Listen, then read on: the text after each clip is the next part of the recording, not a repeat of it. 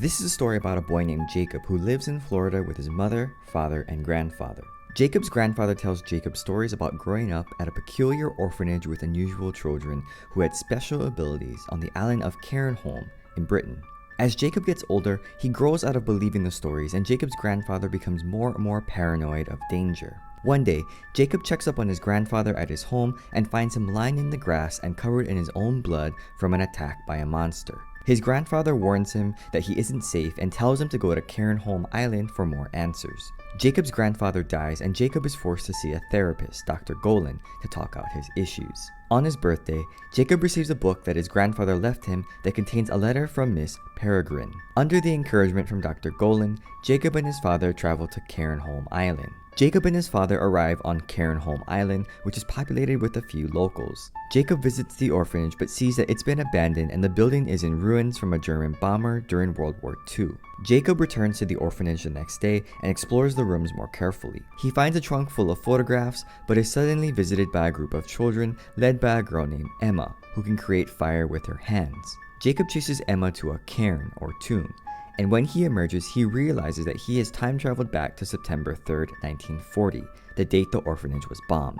Emma takes Jacob to Miss Peregrine, the headmistress of the orphanage, who is a powerful peculiar with the ability to change into a falcon and create time loops.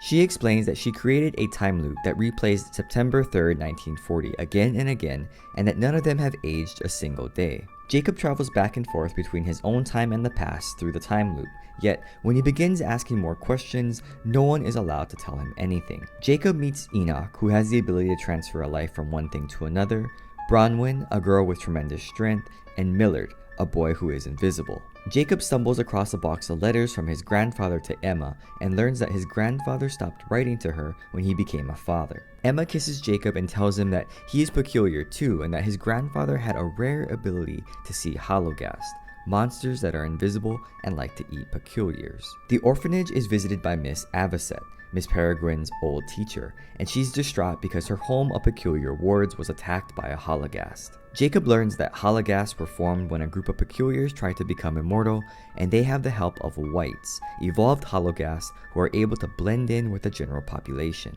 When Jacob returns back to his time, he suspects that a hologast and white are in town. For fear of an attack on the orphanage, Miss Peregrine tells all the children that they can't leave the house, including Jacob.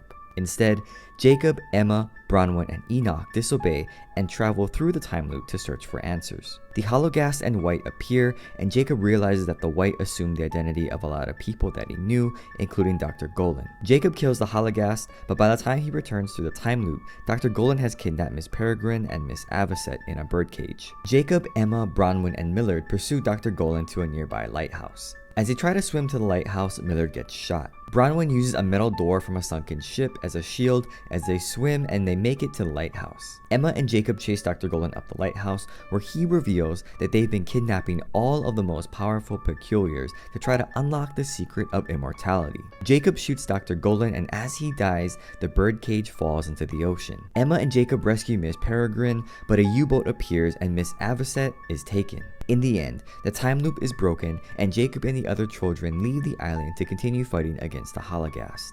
If this video was helpful, please share it with your friends on Facebook and Twitter. Don't forget to subscribe for more Minute Book Reports, and thanks for watching.